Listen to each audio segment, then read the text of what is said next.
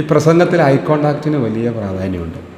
ആളുകളെ മുഖത്ത് നോക്കിയിട്ട് പ്രസംഗിക്കണം, മുഖത്ത് നോക്കി സംസാരിക്കണം. അപ്പോൾ ഇങ്ങനെയുള്ള ചെറിയ കുറച്ച് ആളുകളൊക്കെ ആകുമ്പോൾ എല്ലാവരുടെയും മുഖത്ത് നോക്കി സംസാരിക്കാം. അപ്പോൾ കുറേ ആളുകളുണ്ടാകുമ്പോഴോ അത് പറ്റില്ല.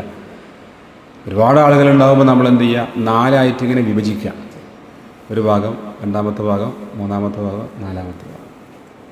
ഇതിങ്ങനെ ഓർഡറിൽ ആദ്യം ഇങ്ങോട്ട് നോക്കുക, പിന്നെ ഇങ്ങോട്ട് നോക്കുക, പിന്നെ ഇങ്ങോട്ട്, അങ്ങനെയല്ല. അപ്പോൾ ആൾക്കാർ കരുതും ഇയാൾ ഇപ്പം ഇങ്ങോട്ട് നോക്കും, പിന്നെ ഇങ്ങോട്ട് നോക്കും, പിന്നെ ഇങ്ങോട്ട് നോക്കും, പിന്നെ ഇങ്ങോട്ട്, അങ്ങനെയല്ല.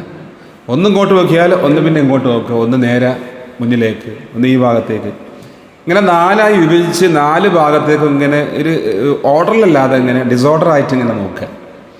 ഏതായാലും എല്ലാവർക്കും തോന്നണം ഇദ്ദേഹം ഇങ്ങോട്ട് നോക്കുന്നുണ്ട്, എന്നെ നോക്കുന്നുണ്ട്, ഇങ്ങനെ ഫീൽ ചെയ്യണം.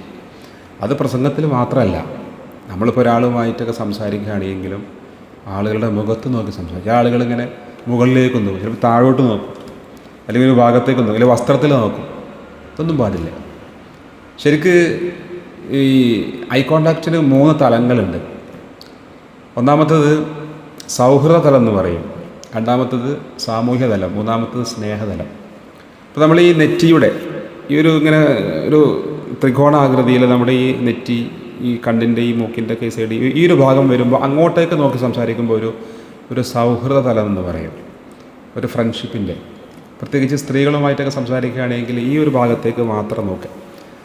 അങ്ങനെ ആകുമ്പോൾ സ്ത്രീകൾക്കൊക്കെ നല്ല ഒരു മതിപ്പ് വരും പുരുഷന്മാരിൽ.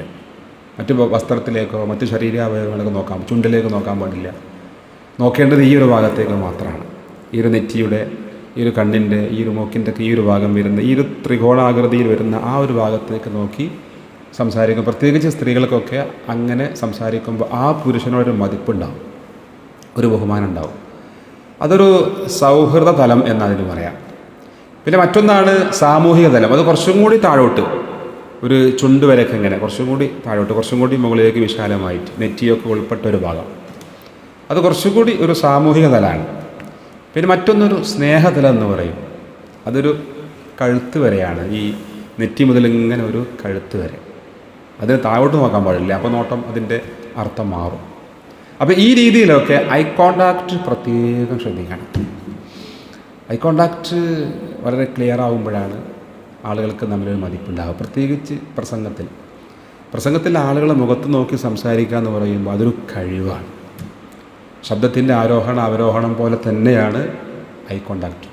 അപ്പോൾ എല്ലാവരെയും നോക്കി ശബ്ദത്തിൻ്റെ ആരോഹണം അവരോഹണമൊക്കെ, വോയിസ് കപ്പാസിറ്റിയൊക്കെ ശ്രദ്ധിച്ച് സംസാരിക്കാൻ, പ്രസംഗിക്കാൻ നമുക്ക് കഴിയണം. ഞാൻ പറഞ്ഞു, പ്രസംഗത്തിൽ വേദിയിൽ മാത്രമല്ല, നമ്മൾ ജോലിസ്ഥലത്തായാലും മറ്റ് എവിടെ ആയാലും ആളുകളുമായി സംസാരിക്കുമ്പോൾ ഈ മുഖത്ത് നോക്കി സംസാരിക്കുന്ന ഒരു ശീലം ഉണ്ടാക്കിയെടുക്കുക. അത് ആത്മവിശ്വാസത്തിൻ്റെ അടയാളമാണ്. അല്ലാഹു തൗഫീഖ് നൽകട്ടെ.